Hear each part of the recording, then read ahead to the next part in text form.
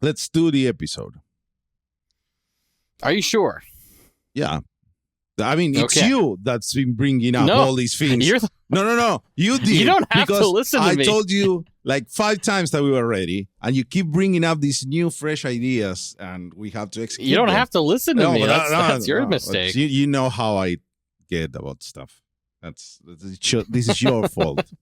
Your fault. Everyone should know that we've been recording for 18 minutes. Yeah. So recording for 18 minutes, and we improved your workflow. We discussed sponsorship opportunities. It's been productive. Yeah, 40 minutes of. You've got so much potential material here for the cold open. It's gonna be great. It's gonna be half an hour of cold open, and then the episode. All right. Who starts? All right. Well, I think it's your turn. It's my turn.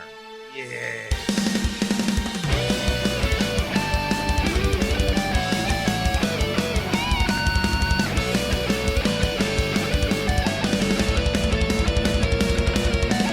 Sup Nerds, welcome to Powerful, the Power Metal Podcast, the show with powerful metal and even more powerful opinions. I am Fernando, your host as usual, and with me is my very good friend Kyle. Kyle, how's life going for you today? It's going good. We're listening to a lot of power metal. We're really covering the wide spectrum of what power metal and power metal adjacent things can be on this very podcast. So I'm looking forward to it. We just had our Epic Fest interview, and now it's time to get into the hot, somewhat new releases. Somewhat new. That's what we deal with in this show only. The somewhat new releases. Some things sometimes so new that they weren't even out, but mostly they've been out for between a week and 2 months. And that's how we roll here. You had time to listen to the albums, and if you didn't, you'll discover something new. And this is one of those simple episodes we managed, and we're just going to do reviews. There's no crazy trips on this one. There's no guests, no nothing, which is almost refreshing. It's a lads episode. You're here, me and the boys. With the boys being Fernando. Yeah, it's the boys are it can be. We're back in town, so one might say. Yeah, for sure, definitely. What's back in town? I am bad at 6. I lost it, but Fellowship is back in town. Hell yeah, they are. Very good friends. If you've listened to any episode of the show, you probably know this. We've had them on the show like 3 times, 4 times. 3 times. I want to say 3. Yeah. There's an interview with them in IRL going around. Great, but this time we're taking the review by ourselves. Give them a little reader. They can be interviewed by some other people as well, because we talked with them too recently. The Skies Above Eternity. Do you like that album, Kyle? Yeah, so we've had this album for quite a while. Scarlet Records sends out their promos like over a month in advance, which is pretty sick. And so I think this might be my most listened to album from this year now, because I listened to it a hell of a lot. And shocking, Fellowship is good. I know it's not a fluke. It's one of the things I've been looking forward to the most. We love the new songs at the live show, and lo and behold, it still sounds really good. Yeah. Seriously, it delivers. I've also been listening to it a lot on my own because of honestly, I forgot we had to do the review. I just kept listening to the album. That too. And it's the 3 songs that we got at the show at My Willpower. We love them, and they were not like the only good ones, which is always a great surprise. And the style is there. It's this very nice, bright power metal. It's even more clear now. The lineage from Galnerius and general Japanese metal and rock, the Twilight Force sound palette, if you want. But I feel like every song on this album could be like an anime intro, Yes, whether they intend that or not. Like that whole Japanese power metal line really comes through. They do. But I think this is great because obviously I love this type of music, and basically Cal and I have the same want for this style of melodies and arrangements. So I couldn't be more happier. But also I think it's very good. I would recommend it to people. It's not just that I really like it. It's like it's good stuff. Anyone that has this album is this sounds a lot tighter, I would say, than the first one. It's only 9 songs. We'll say 8 songs, getting rid of the outro. Yeah, it kind of eschews some of the like power metal tropes. Like there's no ballad, there's no 10-minute long song at the end. Like it's pretty much just all killer, no filler. There is a strange like 2-minute orchestral outro, which I think is just like for bowing at the live show or something, and they just threw it on the album because it doesn't really feel part of it for me. But the actual 8 real songs are all very good. Yeah, definitely. I think the same. I feel like the outro is the one thing that I'm like, you didn't really need that. Like I mean, it's at the end, it's out of the way, so it's not like it's not the intro, which could have been. It's very on thing. It does feel like out of place with the album listening of this. It's a very nice walkout song, but that's not part of the album. I really like, if we can mention some songs, I really let's get like into some more specifics here. King of Nothing. That's really? My standout, which apparently is weird. I think it's my least favorite. Oh, so we have conflicting opinions here. Ooh, awesome! This is a good episode now. Oh, let's fight! Let's go. Because I mean, not that I dislike the song; all of them are good. But I feel like that's the one where it hasn't hooked me as much as any of the other ones. I feel almost the opposite because I don't know. Maybe I just like that style more, but it's the one that's stuck out to me. Like, oh, this is different and cool in the context of the album. Like, it sticks out. It sticks out in a nice way to me. But apparently, I am on the minority on this because I've talked to other people. And they said like, "Oh, you're one of those that likes King of Nothing." I saw a lot of people liking it, at least in like the Discord server. Although I do see looks like on the Spotify plays, it is the lowest outside of the outro, which is interesting to see kind of like what the broader public. Yeah, I saw. I meant like a more broader audience, not just our friends. I think I obviously really like the singles. They're just banger after banger. Like all the singles are great. Like Dawnbreaker, for example, being I think like the poppiest, just like bounciest, catchiest song that they've got.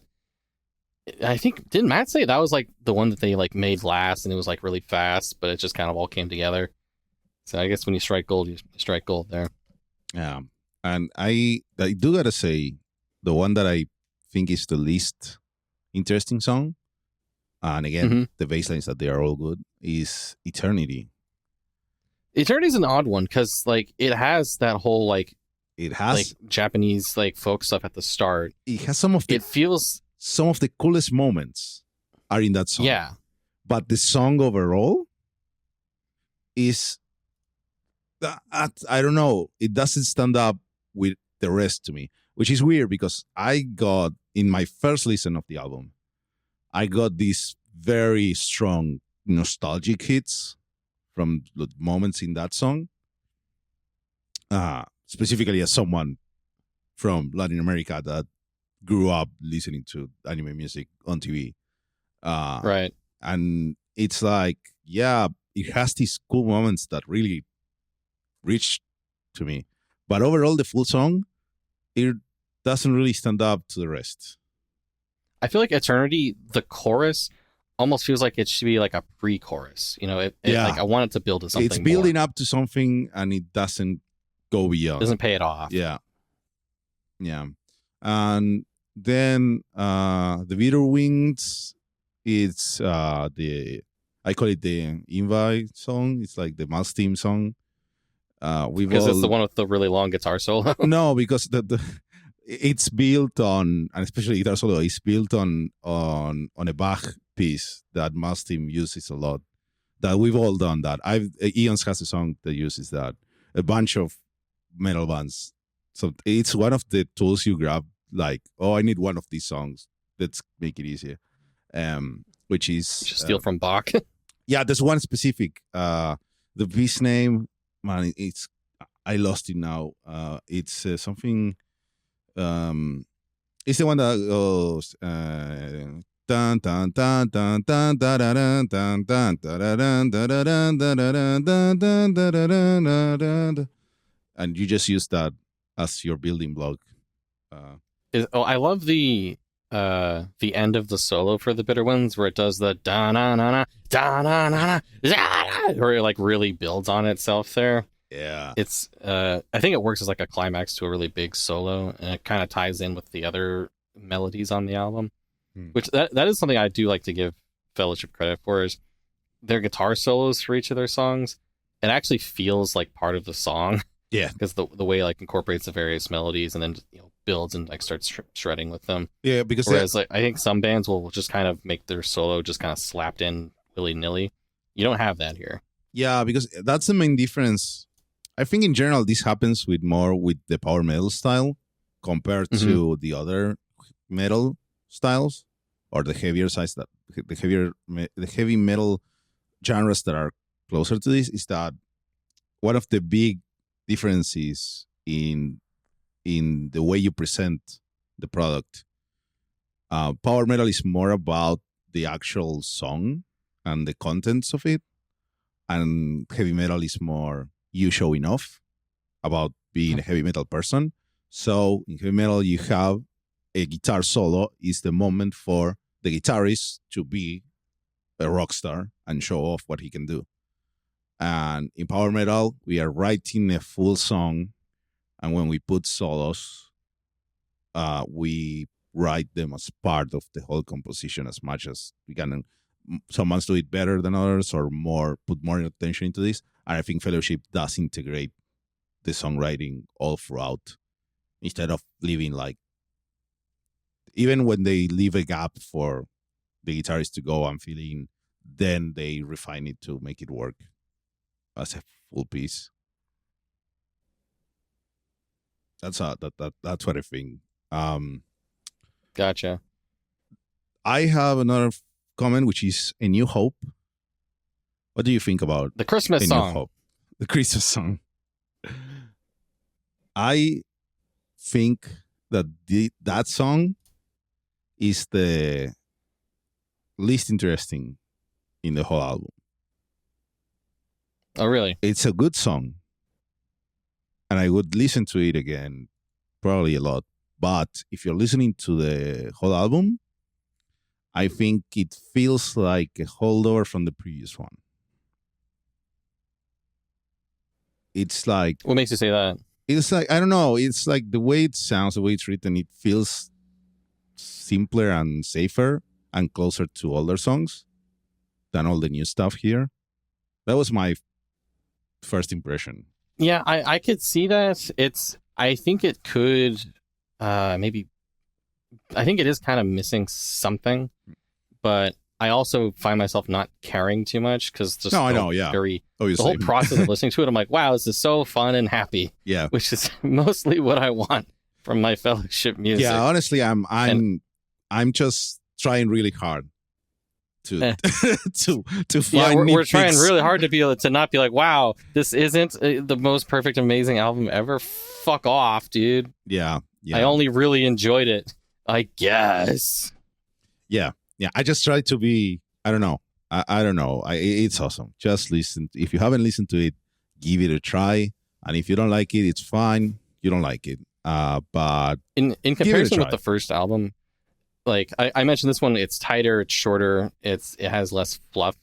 I think the like baseline level of like average goodness, it might be stronger on this album. Yes, I agree. But I don't think it hits the same high highs that the first one does. I don't know about that. Like, I think it because I don't think the album has like as strong of just like absolutely killer hooks that are just gonna like pull you on. I think it does. Like you're just gonna belt out. I don't know. I think a lot of that comes from people that listened to the first album or even the EP That's true. back then, and now they have gleaned like tattooed all over their body, Right. And we have had more time to emotionally like stew with those songs. Let's put We've seen them live. Yeah, let's put this in perspective, right? Like, right. We have listened to those super hooks when they were fresh, new. We were so excited. And then you say, oh, hey, this is pretty good. And then you keep listening to it and you're like, oh, wait, this is really good. Oh, shit. And then it's wormed its way into your heart and mind and soul. And we're not going to feel that same thing again easily because that was the first time. And now we went to a show. This band comes on and they say, we're going to play a new song. And you are like, hold up your hearts again. Yeah, Hold Up Your Hearts Again, I think for me is and it's the one that's closest to that. And the live show experience is a big part of it. Because we were literally holding up our hearts for them like as a spontaneous thing. You cannot tell me that's not an awesome hook. Because Hold Up Your Hearts Again is my favorite song in the album. I only listened to that when we listened to that on the live show all the way till we got the promo of the album. I just had that thing stuck in my head. Like, and that's odd. Like that you have to do a very strong impression with a new song in a live show. I put up the video from the Mad with Power the other day, and that one, like Matt even like mentions to the crowd, like, "Oh wow, you guys really like that one." Yeah, and I think it is one of those where it is kind of easier to latch onto, and it is just that good. Mm-hmm. I thought it was fucking baffling when I saw some other people saying like, "Oh yeah, Hold Up Your Hearts Again is like the worst." So I'm like, "You're fucking mad, dude." Yeah, like you obviously they weren't at the live show holding up their actual heart, but you know that's a personal problem, a skill issue, it's a skill issue. Kids might say. And like, Dawnbreaker has a strong hook. I'd say you could say Victim doesn't have the true pop hook. Victim is one that's really grown on me. I think it's my favorite song lyrically. I love it. I know you said you didn't really go through the lyrics that much, but I love the little things Matt does with it, like the small changes in the various choruses will like basically progress the meaning of the song, going from like the I will always be a victim, will I always be a victim, to I won't always be a victim, yada yada yada. Oh, power metal inspiring. Yeah, that's the best. And he mentioned on the live stream a specific bit that's also one of my favorites. The forgive these transgressions as I live a life of lessons, and it's like, oh, it's so nice and it's a good rhyme.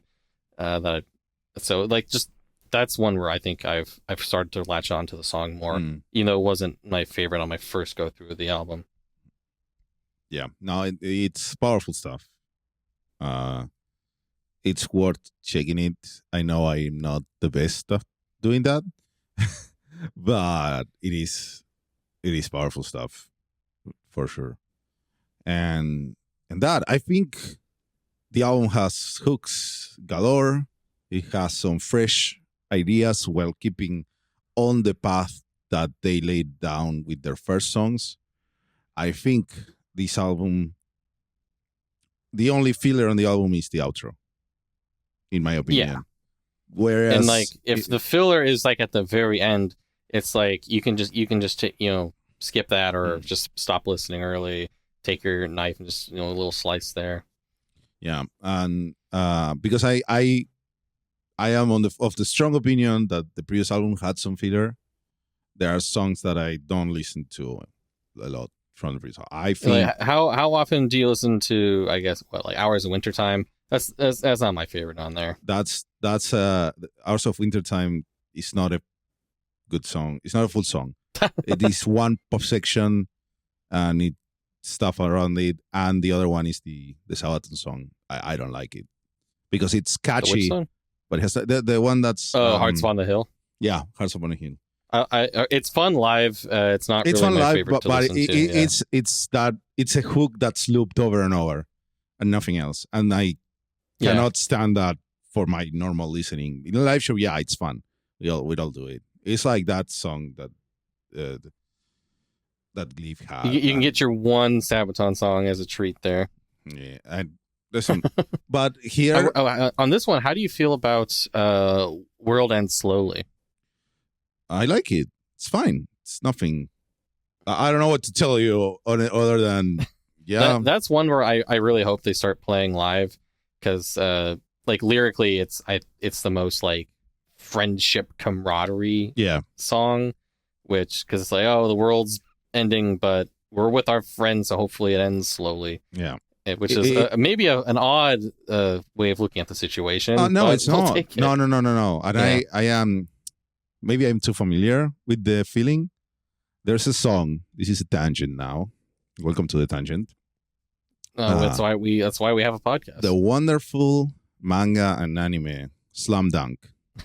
We're really doing one of the best sports manga and anime so far in history. There are others, new ones that everyone knows are good, like Haikyuu and Kuroko's Basket, but Slam Dunk, the OG, the reason why a big chunk of the world suddenly started playing basketball in the 90s and 2000s.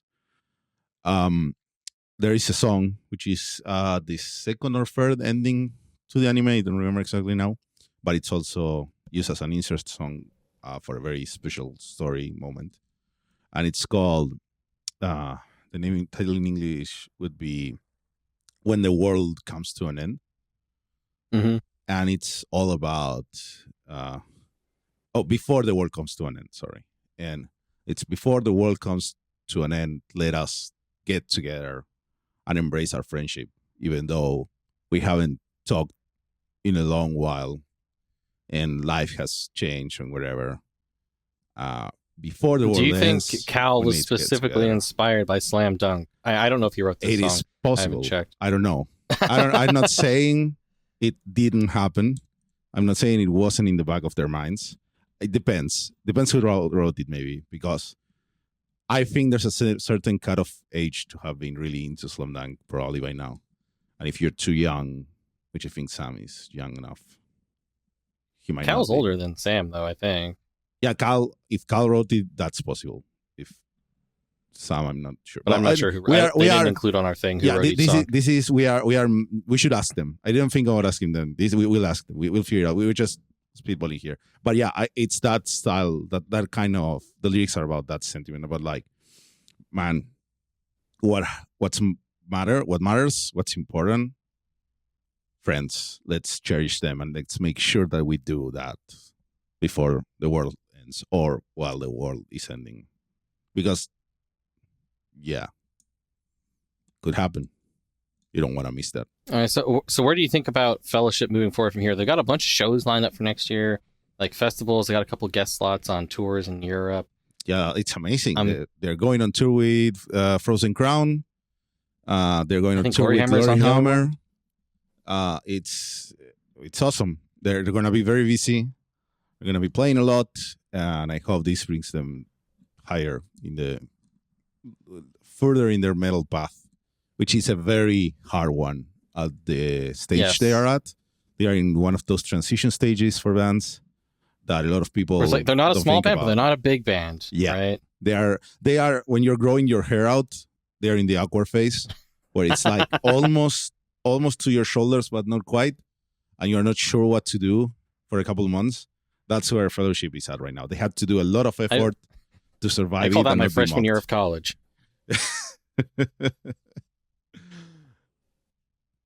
But yeah, if you are in Europe, you like Fellowship, check all their dates for tours. Go see them. They kill it live. It's amazing. And like we've seen them in a large, medium large stage. We've seen them in a small stage. It's spectacular in both settings. Yeah, either way it works.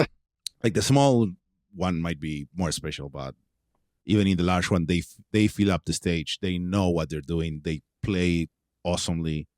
They pull it off. And I'm sure they'll get even better with now all the practice they're going to get, because it's a lot of shows. I still wish I wish Sam was able to play live with them. It feels like he deserves to share in the glory. He's working on all these songs. He should But be. I know he has reasons for not being able to, Yeah. but so be it, I guess. Yeah, like and it's I actually really like that we live in this era that a band can do this and actually be like a working band. That hey, yeah, one of our members is not able to perform live, but they are a member of the band. That is important. That writes songs, that records songs for the studio, and he's not someone that's hired. He's not like hidden. He's a member of the band. He's there working in the position that he can, and that's awesome. And he's a good songwriter. Yeah. And I want him to keep writing songs. Yeah, for sure. We cannot lose Right. that. And I think that's The power metal community needs it. Yes, and I think that's that for Fellowship. That's probably, for me at least, in my bad memory, the height of what we call EUPM on 2024. Yeah, I was talking to a friend about it. I'm like, oh, what? Because we're getting close to the end of the year here. It's like, what's going to be album of the year? I'm like, is it just Fellowship? Like, by default? By default, yeah. Because they kind of just appeal most to my general sensibilities, and they're really good at it. Yeah. So, kind of. It's really hard to. You could say we could probably in like a year from now, we could make an analysis and say, yeah, this other album is probably better overall because blah blah blah blah, but it's not our favorite, so it doesn't matter. This is our favorite, or at least mine. And like that, let's close it with the UPM for a bit and switch gears. Let's go a hard pivot, the hardest of left turns into the complete opposite end of the power metal spectrum. Because it's time to talk about Demon Bitch. The USPM side of PM.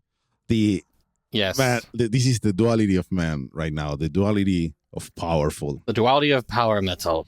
Because we also really like Demon Bitch. The new album. Yes. Master of the Games. Finally. When we saw the announcement, we were very surprised. It was like, yeah, it's coming back. New stuff. Oh my God, I want to check it out. What's it going to be? The absolute meme of a US power metal band. It's 8 years in between albums. They're really taking their time. They're really cooking. And we talked about their first single, Into the Archway, when it came out a couple months ago. And we were like shocked at like, it still sounds like Demon Bitch in terms of like the guitar and vocal style, but I can actually hear things. Yes. So is that allowed? This is one of the things that, for me personally, is very nice to see. I love this.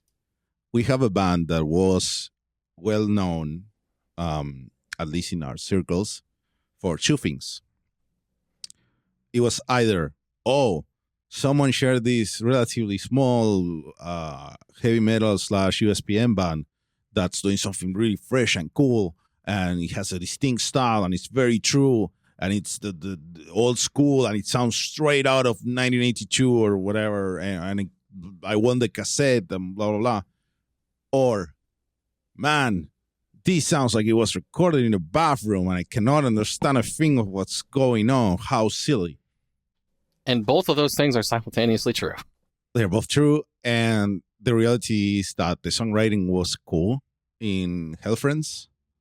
Their first album, Hell Friends. Yes, the first album, Hell Friends. And there's a subset of people that are like within the set of people that voted Demon Beach as the worst album of 2016 in the subreddit, of the Power Metal subreddit. There was also the subset of people that voted it as the best album. Because divisive, one might say, amongst the community. The presentation is very but the content is very cool. And I think with this album, they continue doing that style, the style that the people that like it actually really liked. and managed to make the presentation much better without losing anything out of what made them special and traditional. The notes that I kind of put down in my like review thing here was, what if Demon Bitch was good? Which is a bit of a joke. It's a bit of Don't get mad at me. But I think it shows they can be more than a meme, so to speak, here. Not that they ever intended to be like a meme band. We did that to them essentially. But as someone who is a power metal enjoyer and listener, I definitely like this album much better than Hell Friends. And I can actually kind of just find myself getting lost in the utter insanity that is their approach to songwriting. The chaotic guitars, how do you describe this guy's vocals? That's the dramatic wailing that dramatic wailing. That is the accurate description. I think that's the things that truly puts people off.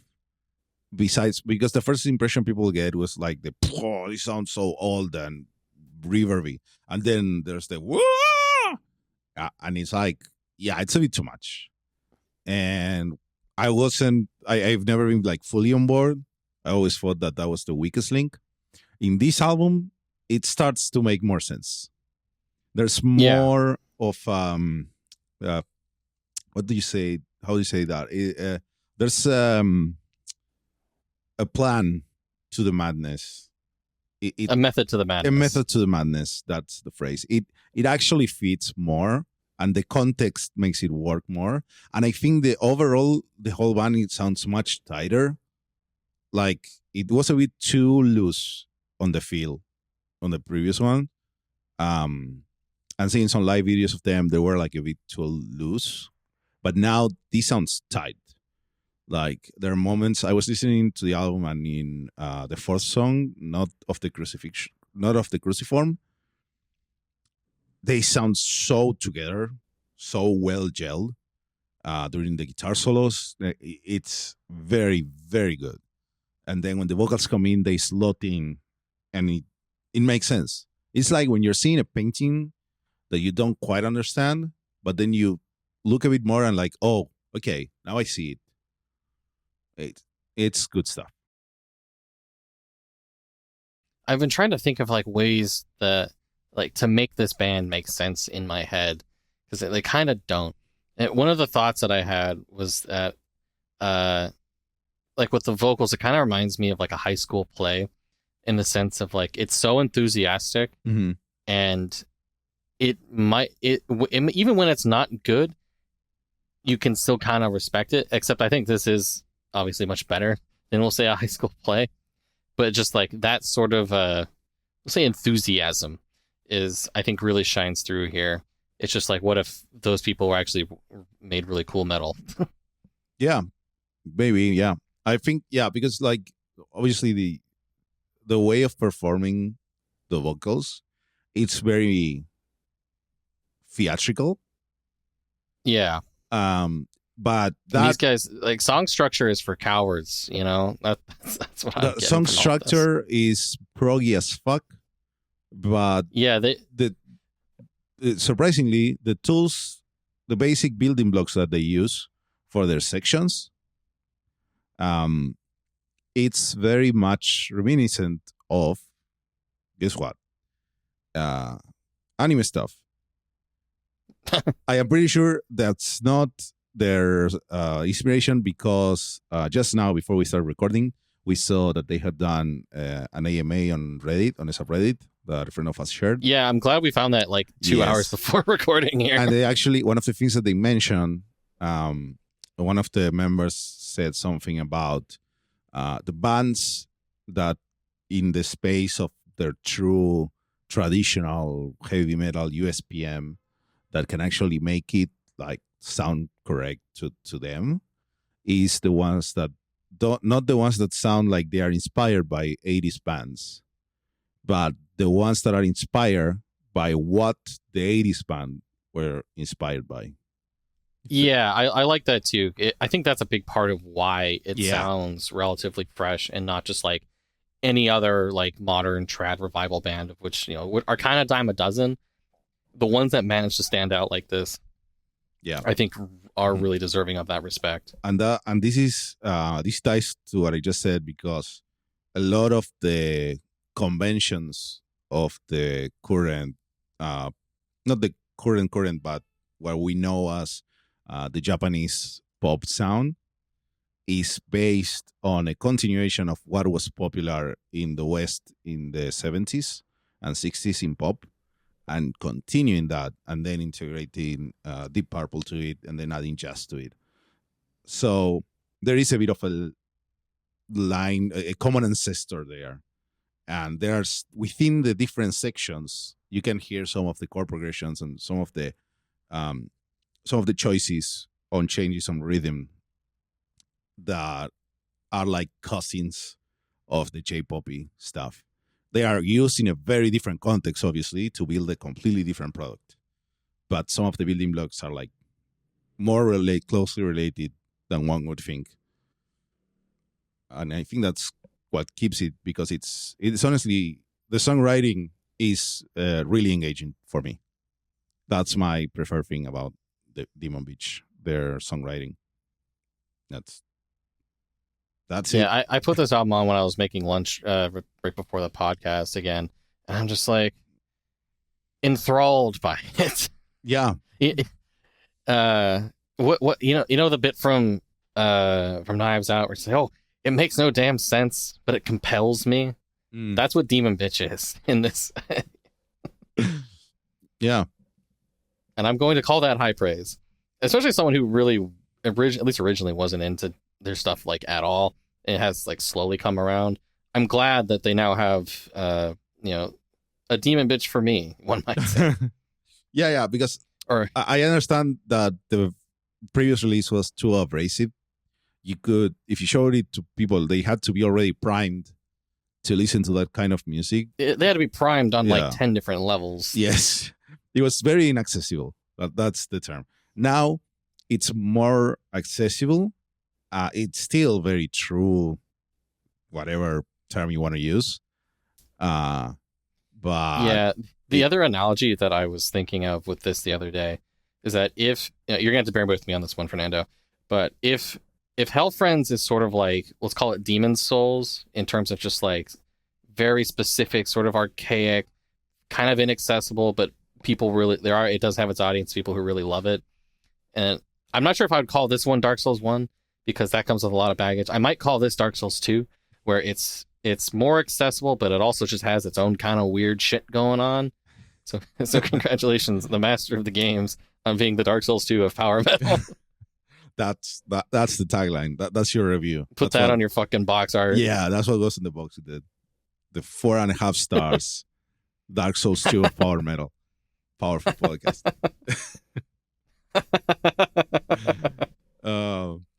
That's good stuff. And then, yeah, if you like USPM, if you like your metal traditional and sounded a bit not 80s revival, but actual 80s, like you found this on your uncle's basement in a stack of records or cassettes that were probably bootlegs, check this out. If you already knew it, you already enjoying, we hope. And I think that's it for Demon Beach. We have more. Yeah, so I want to cross over another ocean here as we get into our next one. Next up, we're going to talk about the album Dead Souls by Stilverlight. So Stilverlight is a Russian power metal band. They released their first album, self-titled, back in 2014, and it has been a literal decade wait for their second album, Dead Souls. So I really like these guys. Their first album is... have you listened to that much before this? No, not really. Maybe a Song of True, but nothing else. To give you the context then, and the rest of everyone else, their first album, I would say, falls into the sort of like Blind Guardian worshipy type of power metal, but they're pretty good at it. Mm-hmm. I'd say they're one of the better ones.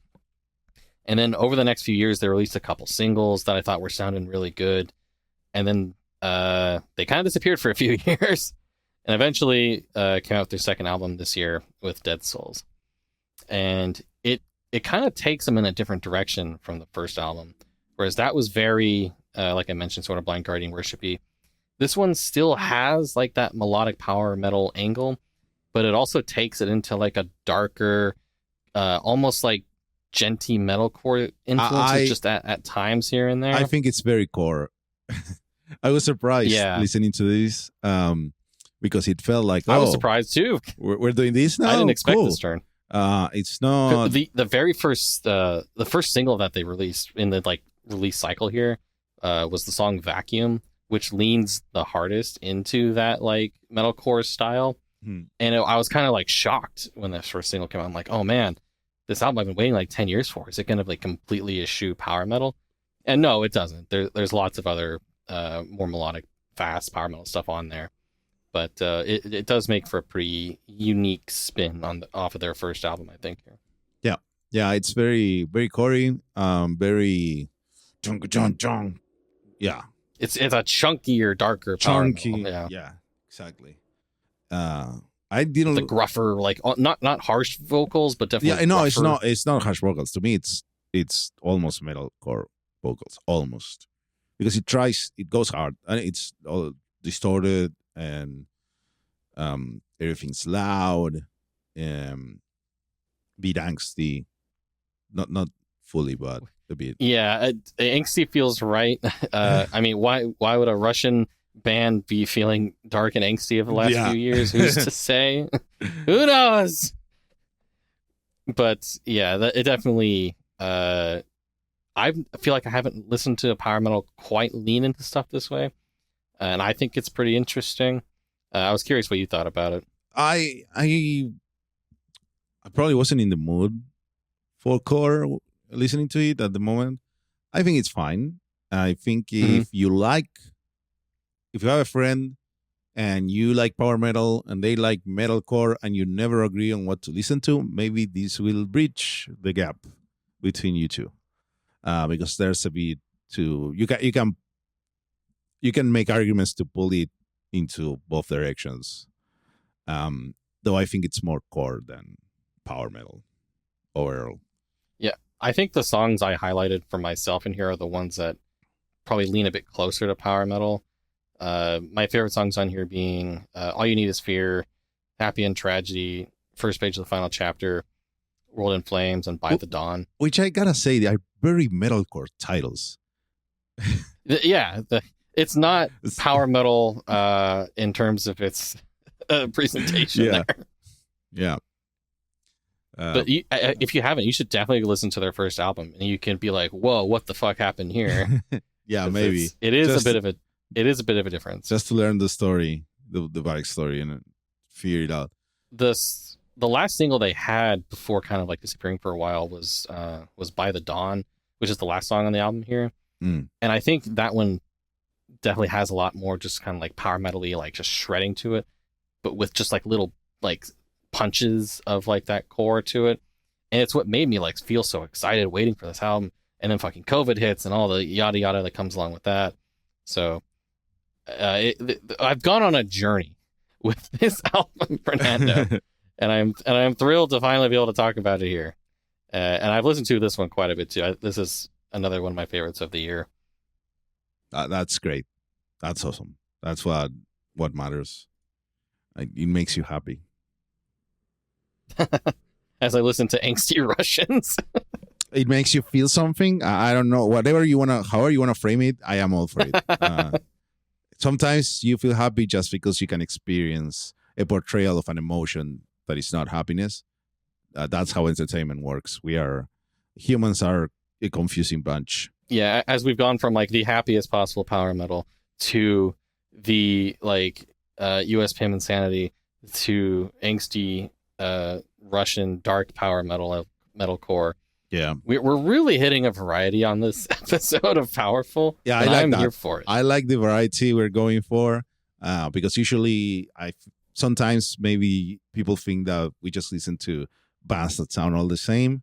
We don't. Shut up. Hey, we've hit like a lot of weird shit because like with us doing regular episodes this year, and we're talking about way more releases, expanding the genres, even had some non-metal kind of weird shit in there earlier. This, I'm into it. I am into it. What I'm not so much into is the next album in our list today, which is Brothers of Metal. Already. Yes, the winter foretelling Ragnarok. Yeah. Okay, I did not listen to the album for real. I've never been a fan of Brothers of Metal. I skipped through some of the songs, checked some beats here and there, and it sounded kind of like I expected, which is a bit more of the same of something that I'm not a fan of. I want to say, though, that I don't understand. I thought it was a one-time thing, but they keep mixing the album with the vocals like twice as loud as everything else. And it just sounds like a cover version or a karaoke that someone made instead of an album. It's weird. That's all I have. Their vocalist, at least the Ylva, I think is like the best part of the band, so I'm kind of okay with her being mixed higher. But I think I tend to like Brothers of Metal more than you do. As far as the like newer style of, we'll call it easy listening power metal, I think I tend to like them better than most. I think she's a big part of that. Like her voice contrasted with the gruffer like Viking dude that they have. It's enough of a unique angle for me to kind of get into like the dumb Viking pop stuff that they do. I understand that it works. I wouldn't use the word unique because Beauty and the Beast vocal lineup is us. Yeah, no, that's not unique. It's 20 years old by now. It's been at least 20 years. Yeah, I know. So we burned that, but that it works and it's done well. That's cool. That's awesome. And that's it's done. Yeah, sometimes I can't stand it, but I do like it with them. Awesome. That's great. I honestly, it's like, I don't know. I'm just not into it. That's just it. So if you want to go through the album now, I'll listen to your pitch. Yeah. So this album felt like it took fucking forever to come out. Like if I think their second one came out, it felt really quick after the first one. And now Winter, I know it's been a long few years, COVID, yada, yada. So it's felt long. Plus they had a lot of singles, so, like building up over the last couple of years. So I felt like they were really taking their time to cook with this album and not just get another one out quick like they did last time. And so I think it does have a bit of a stronger variety. Not that they're the most, varied band in the world. They certainly aren't. But I think I've enjoyed this one generally more than most of their other albums. Usually they're the kind of band I'll pick like 2 songs out of an album and then just call myself good with just those. Whereas this one, this is another one I've gone on a bit of a journey with, where I think the first 3 songs, and in particular the second one, Flight of the Ravens, are like far and away like probably the best songs on the album. And then everything after that is, it definitely puts the brakes on, and with like smaller highlights interspersed between all of those. But when like second or third time I came back and listened to the album, I found myself just kind of vibing with it more. Okay. I do, like I said, I do still wish the rest of the album kind of lived up to the first handful of songs there, where it feels like they lean more into like this like powerful speed and melodies and yada yada yada. Where other times it feels like they're just kind of plodding along, the mid-paced whatever, which I'm sure works for them in some contexts, but it doesn't always for me. They do take some weird swings on this album with like the sort of like glam inspired heavy metal Viking, or like the sort of like gruffer berserk gear, which I think will have varying levels of success depending on your taste. As I've seen people who fucking hate heavy metal Viking, I've seen people who fucking love heavy metal Viking. Heavy metal Viking is one of the ones that I like skimmed over, and yeah, it's just a very standard. Let's do the old biker gang, glammy band. leather dude just stepping on their bike. Yeah, there's people like that style. I think it's done in the laziest way, most basic way possible. So I can see people just not liking it at all. Sorry, Brothers of Metal. It's not my thing. Yeah, this is the one. I think above all else, I'll add like Flight of the Ravens to a playlist or something, and I'll be happy with that. Right. So, what else do we have, Kyle? Well, let's go into some more Viking-ish stuff. What Let's talk about the band Valkyrie's Fire and their debut EP of Ascension. Now, full disclosure, I'm extremely biased in all discussion of this band. In that they're one of their singers, Adam, is a friend of mine from various festival scenes, and he has supplied me with a lot of alcohol over the years. So that's why I wanted to bring this up. Incredible. Because I have been bought, and you too can buy my loyalty. I cannot believe this. Is this? Oh my God! It's a scandal. Our journalistic integrity is on the line. Powerful sellouts right here, man. Oh my God! Just a couple beers. That's all it takes. It was more than a couple, okay? And it was like Moscow Mules and amongst other things. How I met them? But hey, now. How I met this person? He was at Mad with Power. He was pouring drinks. He's the little guy with long hair. Yeah, sure. That tells me so much.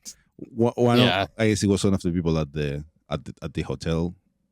He party. was at the hotel. Okay. So you might have met him, but you might not remember. All right. So tell me, sell this to us since we are in that mood. Why should we listen to Valkyrie's Fire besides getting you beers? I think it's fun. I like my favorite song on their album was Nectar of the Gods, which kind of leans into the metal drinking song thing. I also kind of dug the just like I like the more like upbeat symphonic metal stuff here. I think we'll say the production side of this definitely feels very like this is our first time doing this. It has that amateur feel to me, which I think can be sort of charming or completely turn people off, depending on the context. Me knowing these people, I'm charmed by it. In other contexts, I might not be. But I know you said you weren't super into this, which, that's fine. I just wanted to shout out my friends' bands. Okay, that's fine. I appreciate that. I think it's important to support your friends' bands.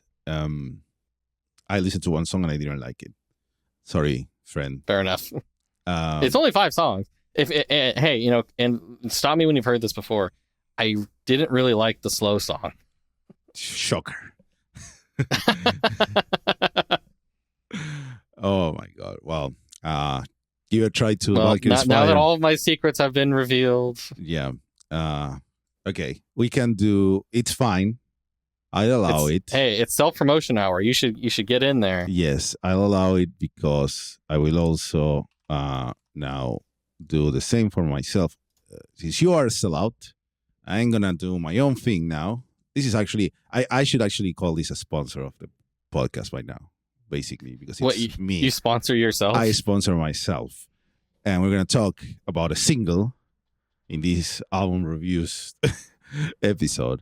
Because with Eons Enthroned, we have released a little single, an acoustic version of our popular song, Stormblessed, which is one of the first ones that we made. It's the first one that we made a video for back in the day, when we started to find what Eons actually does.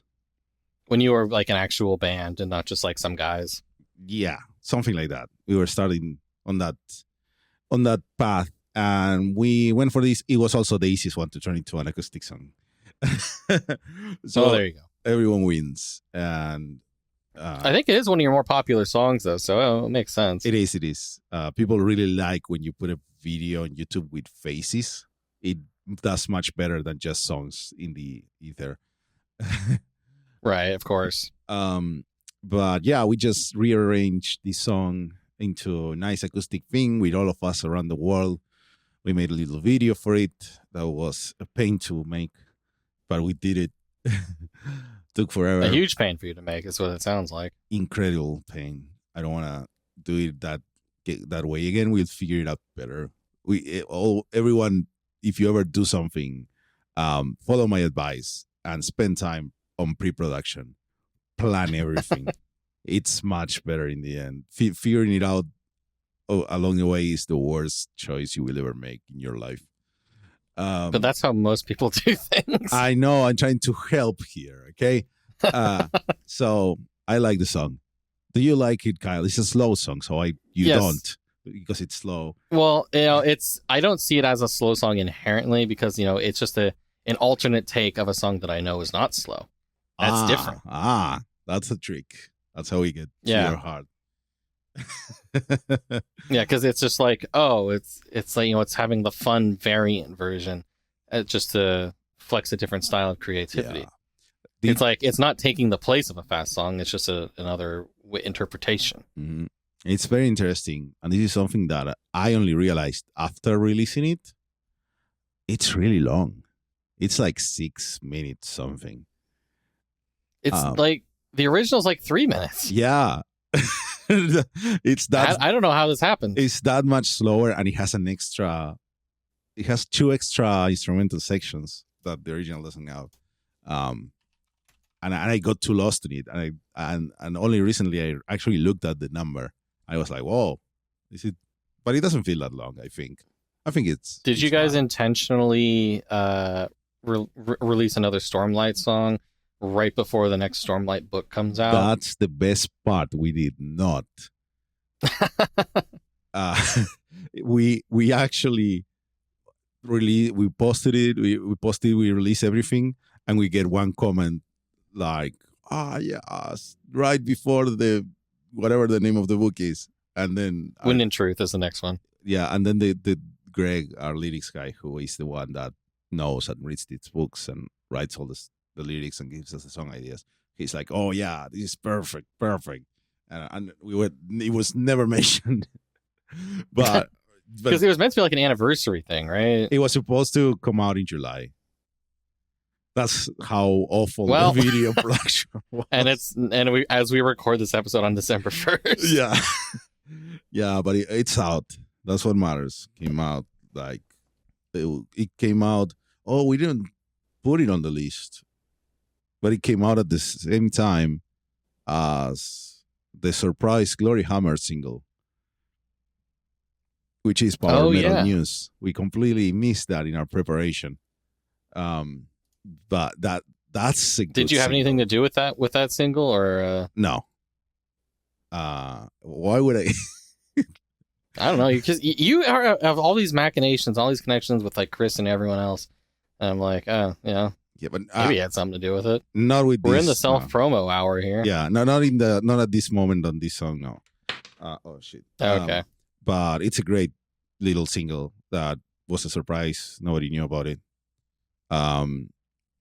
The best thing that Gloryhammer have going for them these days is the animated music videos. It's amazing. That Alex guy makes. It's so amazing. This guy is the best. Like, to have such a charming art style that also like can go pretty hard, and he somehow does this relatively efficiently, we'll say. Like, it really is incredible. no, this music video for He Has Returned is it's a short movie. It has a great plot development. The characters are portrayed really well. Watching the video, I care much more about the video. The song is good. It has the hooks.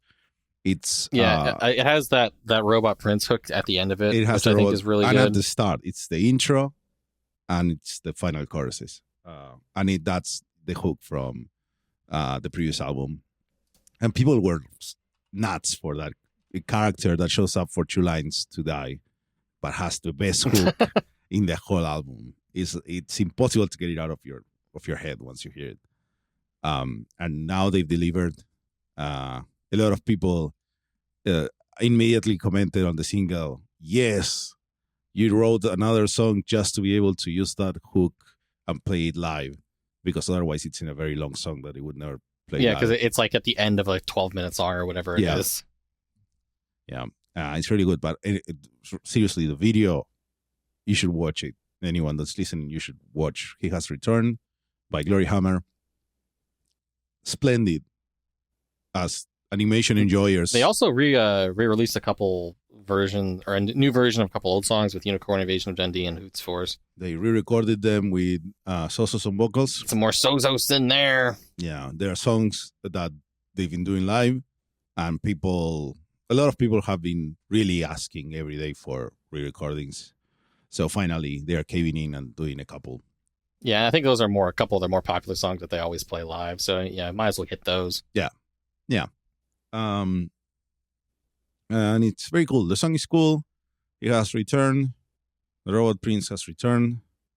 I like the format, the surprise drop. I think it worked really well for the shadow really well drop. For them. Yeah, and that again, I just cannot. I love that video. It's amazing, very well animated. I don't know what this guy uses for animation. I suspect it's some 3D shaded style, at least for most of the character animation. Yeah, other power metal musicians need to hire this guy if he's not too busy with Gloryhammer stuff. It's time to really. It's so hard to be unique with music videos. This is a very good move, and anyone who has the budget for it, I hope that he keeps doing quality stuff and doesn't get like bogged down with work now. For sure. This is Alex Henderson is the animator, in case we haven't mentioned Alex that. Henderson. Definitely is the guy to hire. Hey, Eons, I know you have no budget, but hey. Hey. Just when we win the lottery, maybe we'll see. Like you know, are these Stormless acoustic video?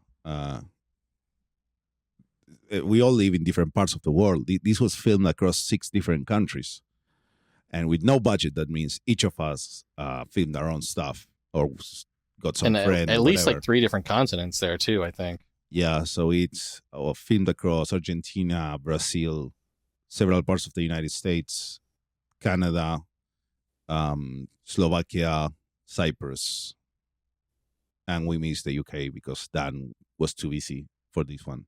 He's still recording for the album, which we're gonna release at some point. We're almost done with it. Some point. We're almost done recording it. So close, you can almost smell it. But anyways, that's that. That's the Eons Corner of the episode. The Eons Corner. Yeah. We have another album that surprisingly, at least you were surprised when I told you that I actually listened to it. Yeah, I was shocked. Yeah, which it makes sense given our this is one of those just like random deep cuts where it's like, oh, I like a thing. It's not a thing that's like broadly talked about amongst power metal. Like, there's no way Fernando listened to this. Yeah, but he had you did. The most attractive title of them all, because I saw you at your list, and the thing that jumped on me was Super Monster Party Rage Quit.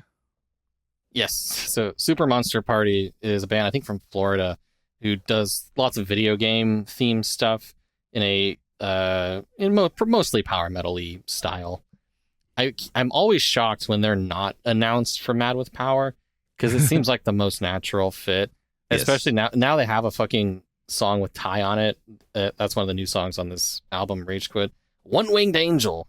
You know, of course everyone loves their Final Fantasy VII, so we get some of that in there.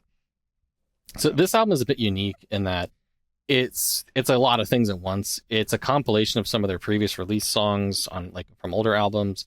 It has some of their newer singles and a couple also like brand new songs, intercut with like an interlude before every song with some like epic voiceover, like transitioning to the next video game that they're doing an homage to.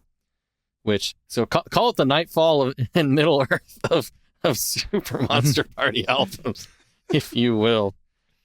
But so what did you think of this? Because I like Super Monster Party. I think they're kind of fun and underappreciated, but I don't think you really got into them much before. Not knowing anything beforehand, Yeah. I just put it on and I listened to it all while doing the dishes and cleaning. And I really enjoy it. I like that the all these interludes, these spoken words interludes, just presenting the next song, they work very well because of the framework, of the familiar framework of the video games.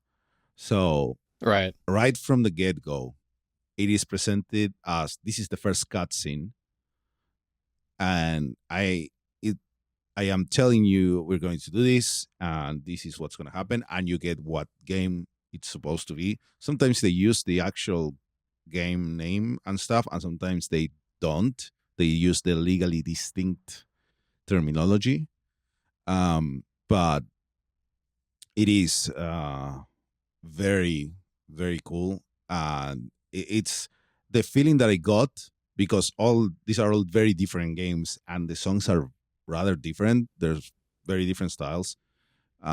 It feels like I'm going through different machines at the arcade.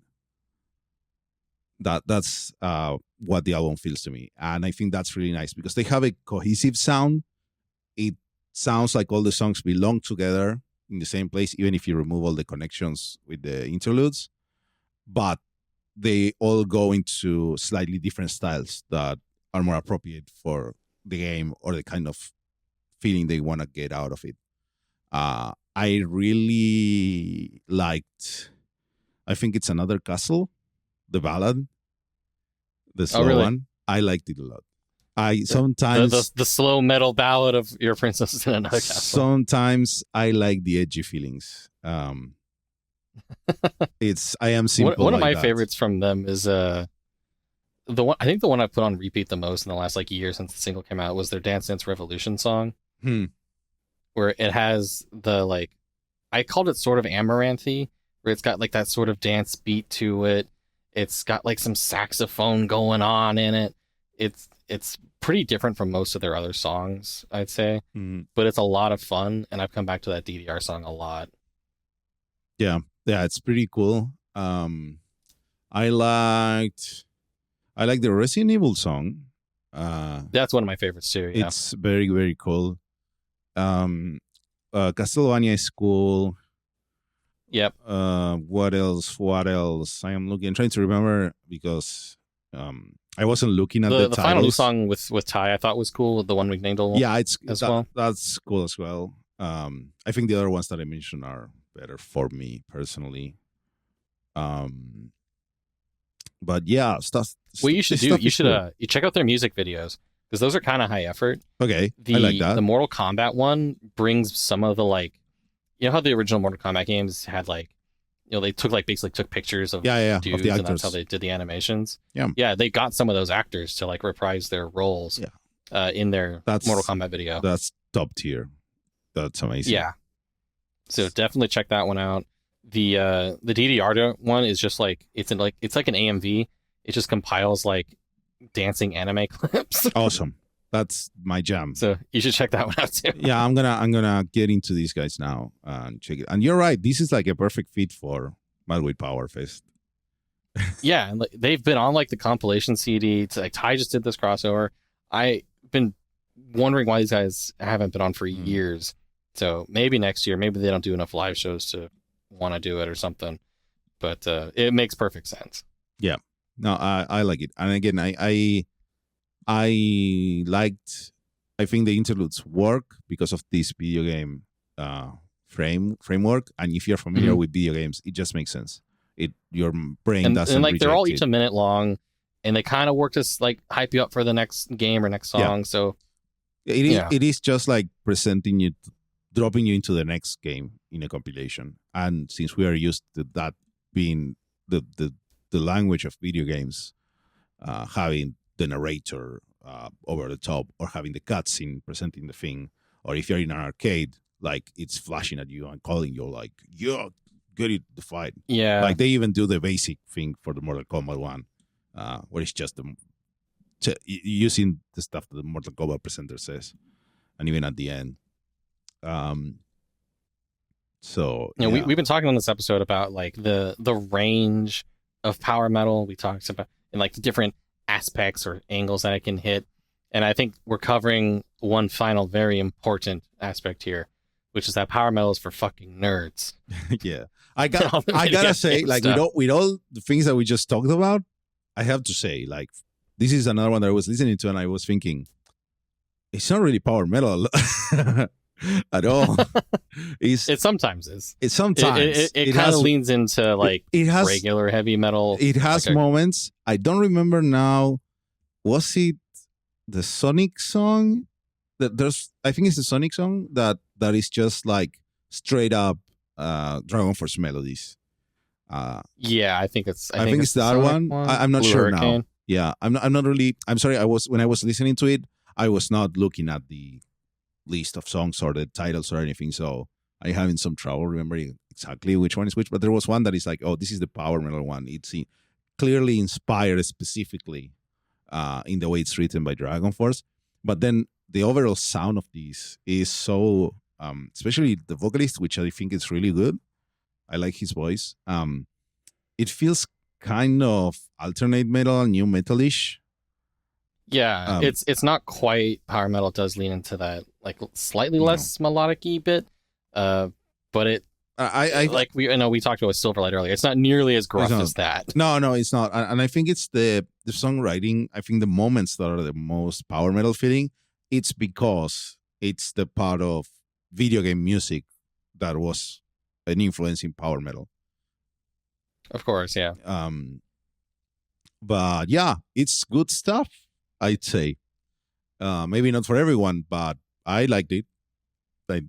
Yeah, I was so confused when I first saw this get released, because I'm like, they've released like most of these songs before. What's going on? And then I checked on their Bandcamp, and they're like, oh yeah, this is like a specific like thing we've made using some old songs and some new songs. And I'm like, that makes sense. Yeah, which is fine. They created like this new repackaging of everything, but it has new songs. But they say, let's make a long thing. Let's use this through line. It's like a style of concept album. If you remember our talk forever ago, it really is in that very old episode when we talked about concept albums, which you can find if you look at our old episodes. And this is like, I wasn't joking when I called it the Nightfall and Middle Earth of Super Monster Party. It's not like it tries to tell one cohesive story, but it has a framework that ties all the songs together within a volume, and it tries to make it more than the sum of its parts. And that's pretty cool. And I think those are all the albums that we said we were going to talk about. That'll be an episode of Powerful right there. That would be, ask me, an episode of Powerful. It's probably, it's nice. It's not very long. It's not very short. You actually listen to the albums? Yeah, it's incredible, right? It's a very special one. We should. It hasn't been forever since the last episode. This is we're getting better. Coming out pretty quick after the last one. Yeah, we're getting better. And so slightly. This is coming out the start of December. So maybe we'll squeeze in like an end of year one, or maybe that'll happen in January. I guess we'll see how our schedules work out. I think it's better because I think we did that last year. We left it to January, the first or second week. Oh, no, because we went Did we even do a best of 2023? No, we didn't, because we went to Epic Fest on January. Oh, right. Yeah. And that destroyed any plans of anything. Yeah. Oh, man, it's going to be a year. Feels like way more. Time, what is time? Time, what is time? That's what we always say. But yeah, that's it. It is. But you know what else we always say? What? Stay powerful. Very nice.